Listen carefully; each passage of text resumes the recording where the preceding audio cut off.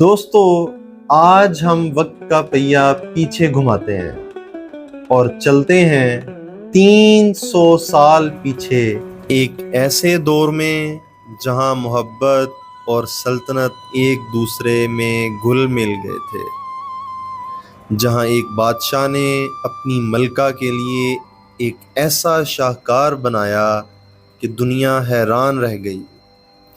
یہ ہے تاج محل۔ آگرہ کی ہوا میں ہلکی سی ٹھنڈک اور جمنا کے کنارے دھند کی ہلکی تہ اور دور سفید سنگ مرمر کی یہ عمارت، سورج کی پہلی کرن جب اس پہ پڑتی ہے اور وہ دودھیا چمک میں نہا جاتی ہے، یہ صرف ایک عمارت نہیں، ایک دھڑکتا ہوا دل ہے۔ لیکن یہ محبت اور قربانی کی کہانی ایک دن میں نہیں بنی۔ جب ایک شہزادہ اور ایک شہزادی کی پہلی ملاقات ہوتی ہے، شہزادہ خرم جو بعد میں شاہ جہان کہلایا، ایک دن دربار کے بازار میں داخل ہوا۔ وہاں ارجمند بانو بیگم یعنی ممتاز محل زیورات دیکھ رہی تھی۔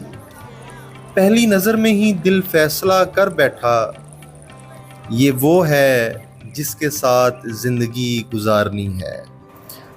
اور یوں ایک محبت کا سفر شروع ہوا جو ہر دن گہرا ہوتا گیا۔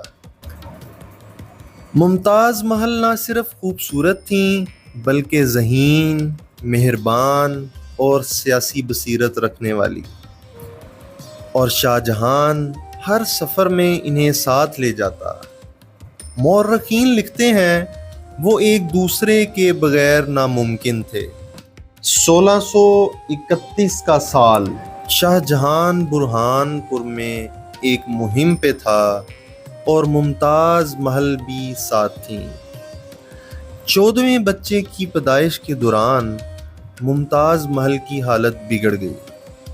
شاہ جہاں کو بلایا گیا، وہ دوڑتا ہوا آیا، لیکن قسمت کا فیصلہ ہو چکا تھا۔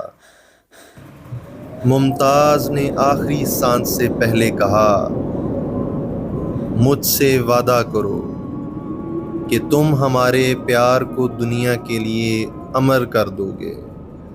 اور شاہ جہان نے آنکھوں میں آنسو لیے سر ہلا دیا۔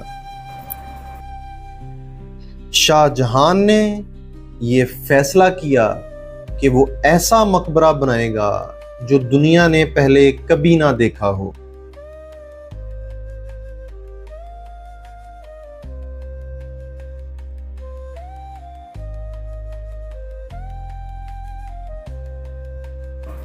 ہندوستان، ایران، ترکی اور وسط ایشیا سے ماہر کاریگروں کو بلایا گیا۔ سنگ مرمر راجستھان سے منگوایا گیا۔ قیمتی پتھر وسط ایشیا، چین اور سری لنکا سے۔ 20,000 مزدور، 22 سال کی محنت اور ایک خواب آہستہ آہستہ حقیقت میں ڈلنے لگا۔ تاج محل کا مرکزی گنبد 240 فٹ اونچا ہے اور چاروں طرف 4 مینار اس طرح جھکے ہوئے ہیں کہ زلزلے میں گر بھی جائیں تو عمارت پر نہ گریں۔